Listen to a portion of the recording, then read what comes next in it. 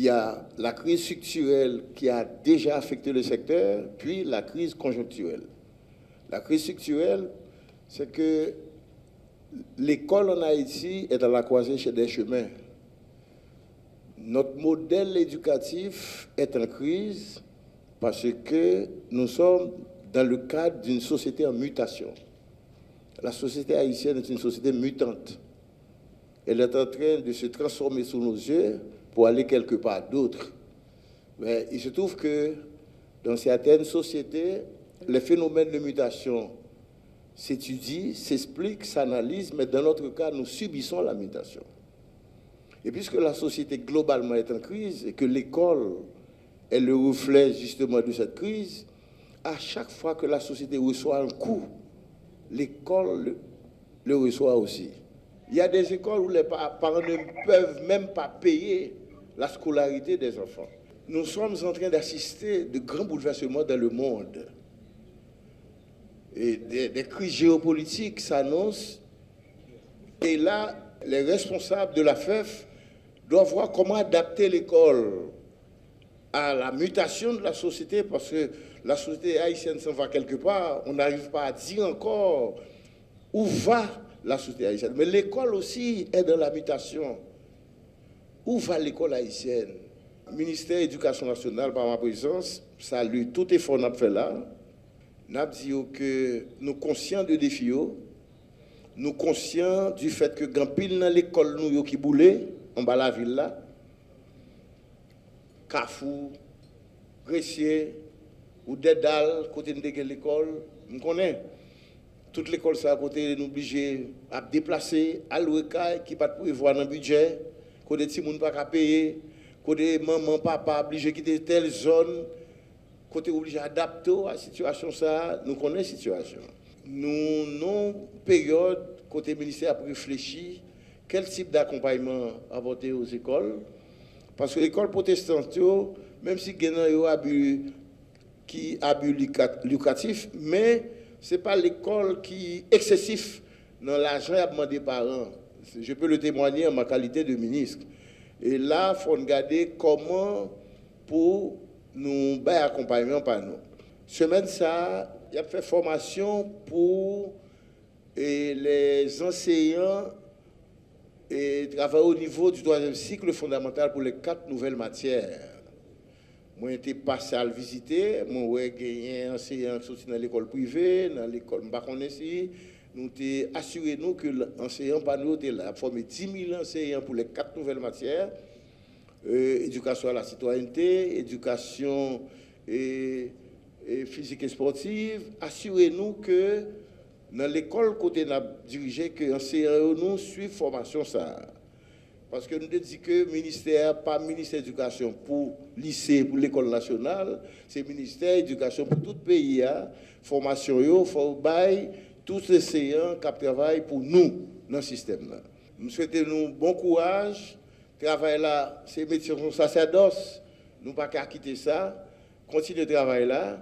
Nous ne faisons pas de résolution qui sont dans le Congrès.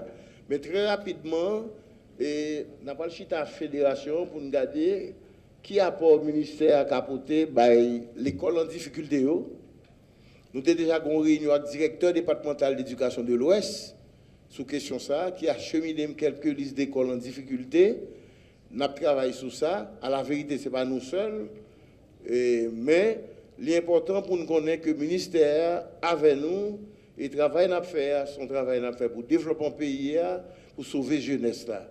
Je crois que c'est tout message là. Ça, moi, pas un discours officiel, écrit, gens ça habitué fait. Mais ce message, ça me devait nous à l'occasion du 33e congrès.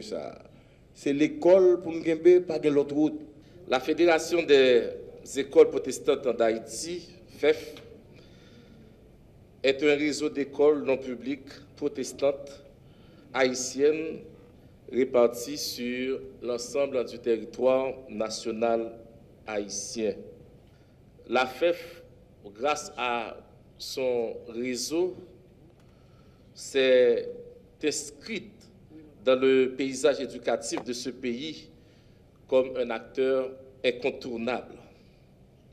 Et nous avons des bureaux régionaux un peu partout à travers le pays qui relaient l'ensemble des actions de la Fédération des écoles protestantes d'Haïti sur le terrain.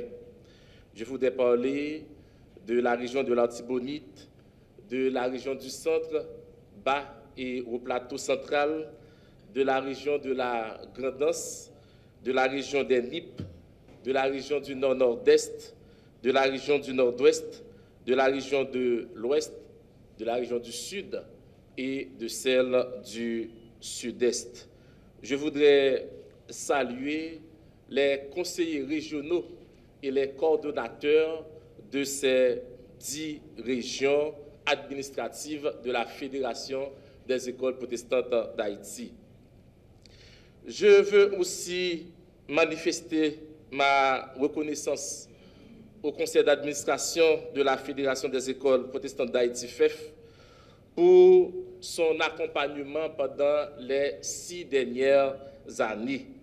L'escalade de la violence à Port-au-Prince, qui s'étend maintenant à d'autres municipalités, a gravement perturbé la fréquentation scolaire, menaçant l'éducation de plus de 300 000 enfants touchés par la fermeture d'écoles et les déplacements à travers le pays. En ratifiant la Convention internationale relative aux droits de l'enfant, l'État haïtien s'est pourtant engagé à prendre toutes les mesures législatives, administratives, sociales et éducatives appropriées pour protéger l'enfant contre toute forme de violence selon l'article 19 de cette Convention. De plus, la déclaration sur la sécurité dans les écoles, de Safe Schools Declaration en anglais, approuvée par Haïti en janvier 2019, appelle à assurer la continuité de l'éducation des enfants durant les conflits. Au milieu des bouleversements de l'heure, je me demande où est passé l'intérêt supérieur de l'enfant. Évidemment, la situation évoquée précédemment indique que l'exercice 2023-2024 de la Fédération des écoles protestantes s'est déroulé de référence dans un contexte très particulier, marqué par des défis sécuritaires majeurs. Mais au-delà des contraintes, nous avons relevé des raisons de croire et de garder espoir dans ce pays. Tout au long de l'année, de nombreuses écoles protestantes ont été la cible de menaces, d'attaques, de pillages et d'incendies perpétrés par des groupes armés, imposant leurs lois un peu partout à travers la région métropolitaine de Port-au-Prince et le bas Artibonite. C'est le cas, par exemple, d'une vingtaine d'écoles affiliées dans la commune de Delmar, précisément le bas Delmar, ont été obligées de se délocaliser pour continuer à fonctionner et apporter de l'espoir aux enfants et aux jeunes haïtiens.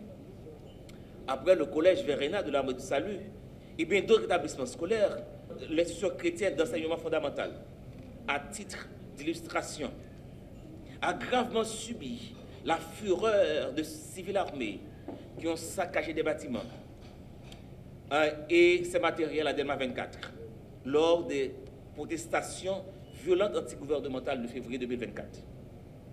Cette situation frustrante, attentatoire au droit à l'éducation, a privé des élèves de plus de 20 jours de classe. Grâce à l'engagement des leaders de cette école, encouragés par la FEF et la coopération internationale, cet établissement scolaire a pu renaître de ses cendres, au grand bonheur de la communauté scolaire et dans l'intérêt supérieur des enfants.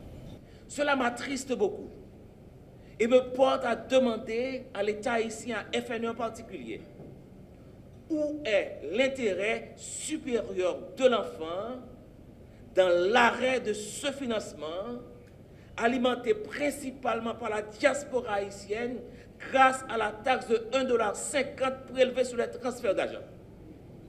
Nous avons écrit au ministère pour leur demander une rencontre. Nous avons donc cette rencontre pour faire valoir nos droits. Et c'est la même chose aussi pour le secteur catholique, qui avait aussi bénéficié de ce financement.